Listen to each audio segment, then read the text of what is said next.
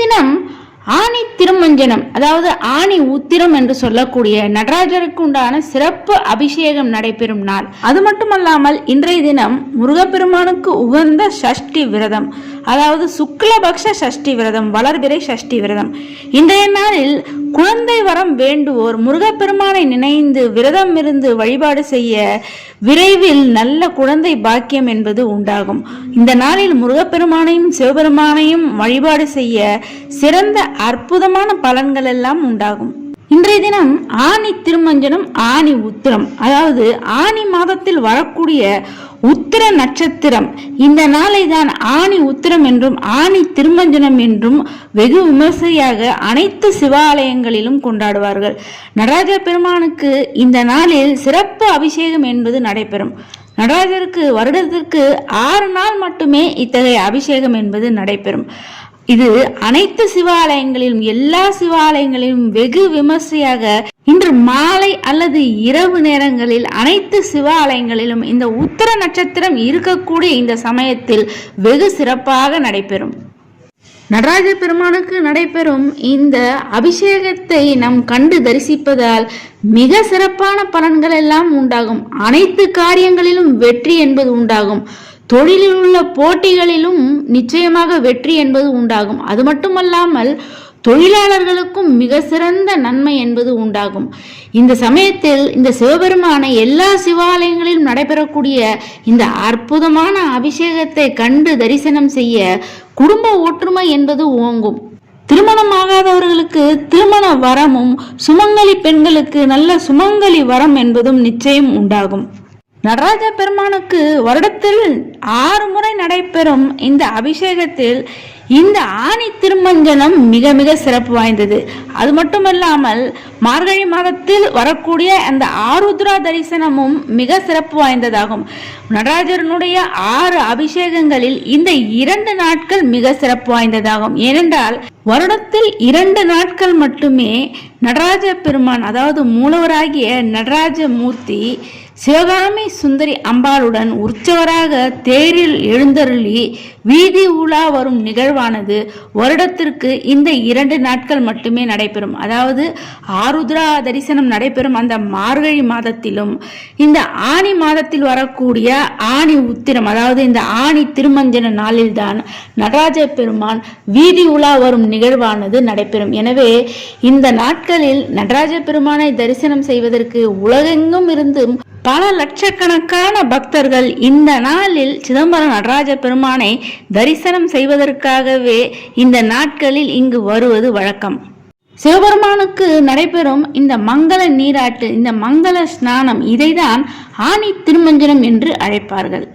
நடராஜ பெருமானுக்கு வருடத்திற்கு நடைபெறும் இந்த 6 அபிஷேகங்களில் ஏற்கனவே சொன்னேன், மார்கழி மாதத்தில் வரக்கூடிய திருவாதிரை நட்சத்திரம், அதாவது ஆருத்ரா தரிசனம், அந்த ஆருத்ரா தரிசனமும் இந்த ஆணி திருமஞ்சனம் மிக மிக முக்கியமான திருவிழாக்கள். இதில் குறிப்பாக ஆணி உத்திரம் இன்னும் சிறப்பு வாய்ந்தது. ஏனென்றால் இந்த ஆணி உத்திர ஆணி திருமஞ்சன நாளில் தேவர்களும் நடராஜ பெருமானுக்கு பூஜை செய்ததாக சாஸ்திரங்கள் சொல்கிறது. எனவே நடராஜ பெருமானுக்கு நடைபெறும் இந்த சிறப்பு திருமஞ்சனம், இந்த அபிஷேகத்தை சிதம்பரம் சென்றுதான் அனைவரும் காண வேண்டும் என்ற அவசியமில்லை.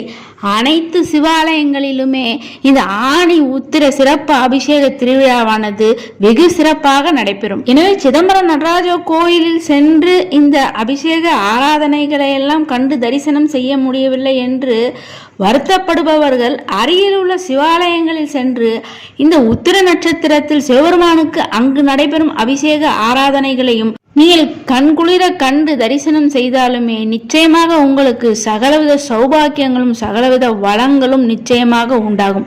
எனவே வாய்ப்புள்ளவர்கள் சிதம்பரம் நடராஜர் கோயிலில் சென்று தரிசனம் செய்வது சிறப்பு. முடியாதவர்கள் அவரவர்கள் இல்லங்களுக்கு அருகில் உள்ள சிவாலயங்களில் நடைபெறும் இந்த தரிசனத்தை நீங்கள் கண்டு தரிசனம் செய்யும் போதும் நிச்சயமாக சிறப்பான பலன்கள் என்பது உண்டாகும். மேலும் இந்த நாள் உங்களுடைய பிரார்த்தனைகளை நிறைவேற்றிக் கொள்வதற்கு, அதாவது நீங்கள் ஏதாவது கோயிலுக்கு நீங்கள் வேண்டிக் கொண்டிருந்தால், பிரார்த்தனை செய்து கொண்டிருந்தால் அபிஷேகம் செய்வதாக. இந்த நாளில் நீங்கள் உங்களுடைய பிரார்த்தனைகளை நிறைவேற்றி கொள்வதற்கு மிக சிறப்பான நாளாகும். சிவன் கோயில்களில், சிவாலயங்களில் சென்று நீங்கள் எந்த தெய்வத்திற்கு வேண்டுமானாலும் அபிஷேகம் செய்ய மிக மிக உகந்ததாகும். நடராஜ பெருமானுக்கு நடைபெறும் இந்த அபிஷேக நாளில் உங்களுடைய பிரார்த்தனைகளையும் நீங்கள் நிறைவேற்றிக் கொள்வதற்கு இது ஒரு மிக சிறப்பான நாளாகும்.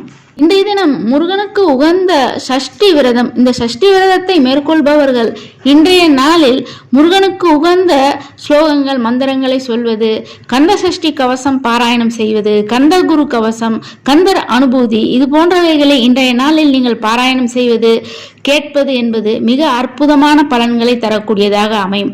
முடியாதவர்கள் இந்த நாளில் முழுவதும் அந்த சஷ்டி விரதத்தை மேற்கொள்பவர்கள் ஓம் சரவணபவா என்ற அந்த சண்முக மந்திரத்தை நீங்கள் சொல்வதனாலும் உங்களுக்கு நிச்சயமாக சிறப்பான பலன்கள் உண்டாகும். ஆனி திருமஞ்சன நாளான இன்றைய நாளில் நடராஜ பெருமானை நினைத்து சொல்ல வேண்டிய ஒரு நடராஜர் காயத்ரி மந்திரத்தை இப்ப நீங்க ஸ்கிரீன்ல பார்க்கலாம். நடராஜர் காயத்ரி மந்திரம். ஓம் ஆகாச தாண்டவாய வித்மஹே நடன ராஜாய தீமஹி தன்னோ சபாபதி பிரச்சோதயாத்.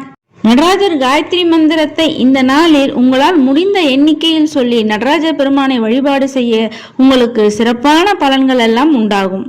அன்பு நேயர்களே, இது போன்று தினமும் பஞ்சாங்க விவரத்தையும் அன்றைய நாளுக்கு உண்டான முக்கிய விரதாதி விசேஷங்களை பற்றி தெரிந்து கொள்வதற்கு நமது சேனலை இதுவரை சப்ஸ்கிரைப் செய்யாத அன்பர்கள் சப்ஸ்கிரைப் செய்து பெல் பட்டனை அழுத்தி தொடர்ந்து இணைந்து ஆதரவு தர அன்புடன் கேட்டுக்கொள்கிறேன். மேலும் இந்த பதிவை மற்றவர்களும் கேட்டு பயனடையும் வகையில் அனைவருக்குமே இந்த பதிவினை ஷேர் செய்து தொடர்ந்து இணைந்திருக்க அன்புடன் கேட்டுக்கொள்கிறேன். நன்றி.